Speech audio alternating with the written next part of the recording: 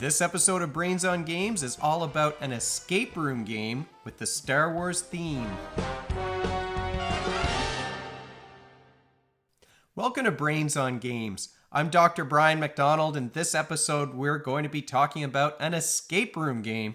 It might be a very short episode because I don't want to spoil any of the details about this one, but we're talking about a Star Wars escape room called Star Wars Unlock. This is a game that you can play with between 1 and 6 players. You play it in an hour, and there's a timer, so it's not going to take much more than that. And it's suitable for kids aged 10 and older.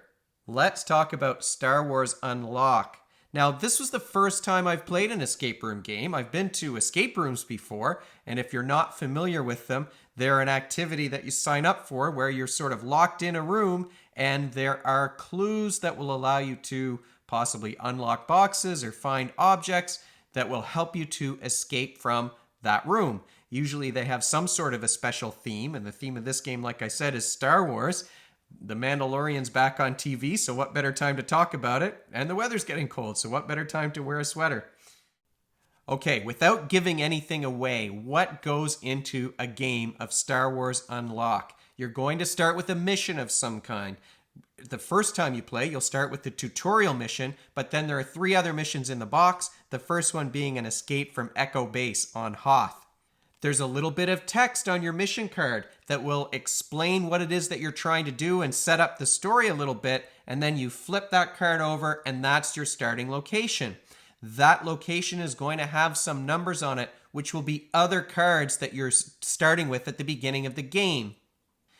You're going to have different card types. There is some text on the card and a picture, and there's a lot of clues that might be on each of those cards to allow you to move forward in the game. All of the cards are numbered on the back, and that's really how you're moving forward.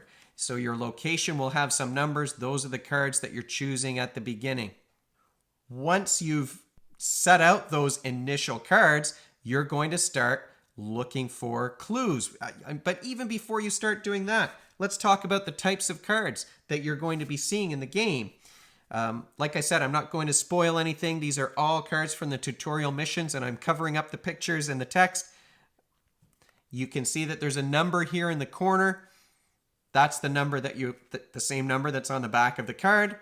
But there's also a color and a little symbol on the other corner. This blue one has a little puzzle piece, and it's meant to go together with cards that have a red band across the top. And that red border with this puzzle piece means that you're talking about 2 actions or 2 objects that can be combined together. It might be a crate with a lock and a key, or it might be a crate and a crowbar that you can use to open up that crate. What you do when you're combining these 2 things is you add the numbers together, and that's the card that you're going to choose by combining those 2 objects. You could potentially combine some objects that aren't meant to go together. If you had a blaster rifle or something like that and an object that you're not supposed to shoot, you might wind up choosing a card that gives you a penalty. And those penalties are going to take some time away that you have to solve the puzzle. You only get an hour, and there's a timer that's running as soon as you start the game.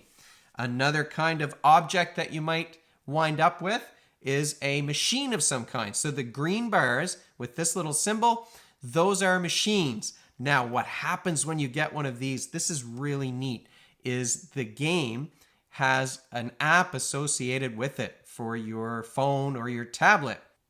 You click the machine button when you want to use one of those machines, you enter the card number, and something's going to happen. It could be a radar screen, it could be some mini game. There's going to be something that you have to do to find your next clue, which will tell you which is the next card that you're supposed to choose. The app is where the timer is going to be counting down, and whenever you get a penalty, a minute is going to come off of that timer.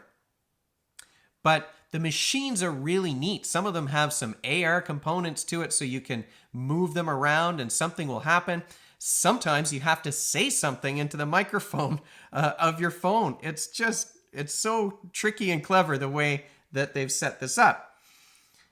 The final card type, really, that we'll talk about are the keypads. Sometimes you're going to have to enter a code of some kind, and you may have a keypad of some kind that's locking a door or some computer code that you need to enter. Again, this is a card that's going to use the app. You'll enter the number of the card, and then you'll have an opportunity to enter a 4-digit code. How do you figure out the codes that you're going to enter into that keypad?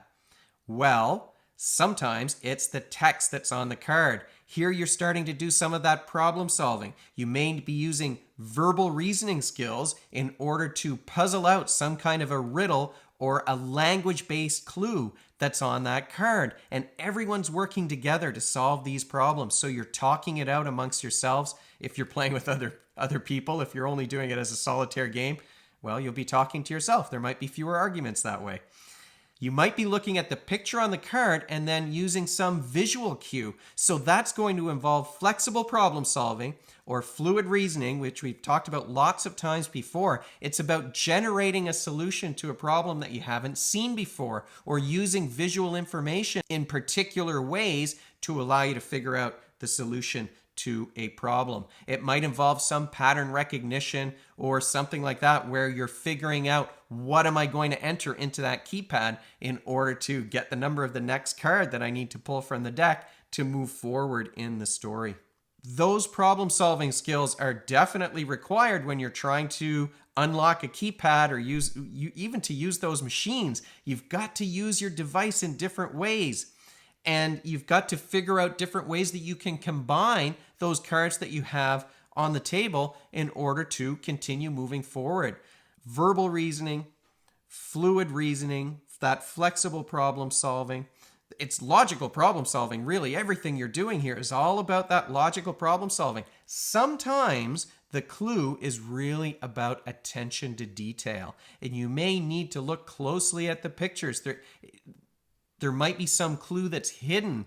There might be something you need to count. There might be some small visual detail that you need to be able to notice to figure out, okay, what's the next step that I need to take? And my son and I played this game, and we found it was quite challenging. There were so many different ways that you had to look at and think about the pictures and the text on the card and how they went together in order to keep moving forward.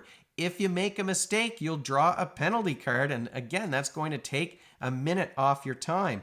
You might get stuck, though, especially if it's the first time you've played a game like this. We did get stuck a few times.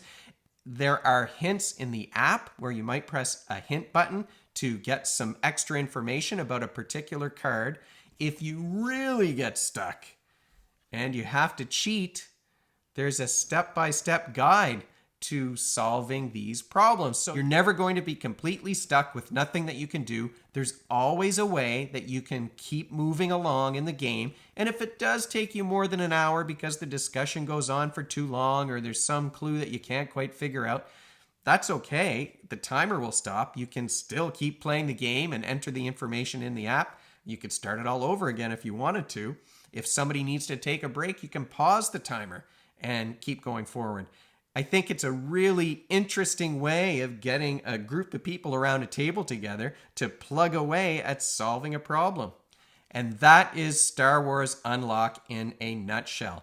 This is a game that requires people to sit down around a table together, work together to solve some problem of some kind. It involves verbal and visual problem solving, flexible and fluid reasoning, and lots of attention to detail. If there's one complaint I have about games like this, it's really that you're only going to play each mission once, probably, unless there's a long gap in between plays and you forget all the clues from the previous cards. It's a game that I expect I'll be trading around to some of my friends who are into Star Wars and like escape room kinds of things, because you're not destroying any of the cards that you're playing with. You just discard them into a separate pile. So as soon as I put those cards all back together, another person could play the game if they haven't seen all the clues before. They just need to have the app on their phone. As usual, if you have any questions or suggestions for me, you can find me at brian@brainsongames.ca. BrainsOnGames.ca is the website where you'll find previous episodes, and future episodes will be posted there too. Brains on Games is the Twitter handle, the Instagram feed, and the Facebook page. If you enjoyed this video and you'd like to be notified of future ones, you can even head on over to YouTube and hit that subscribe button. Thanks for joining me, and hopefully I'll see you next time.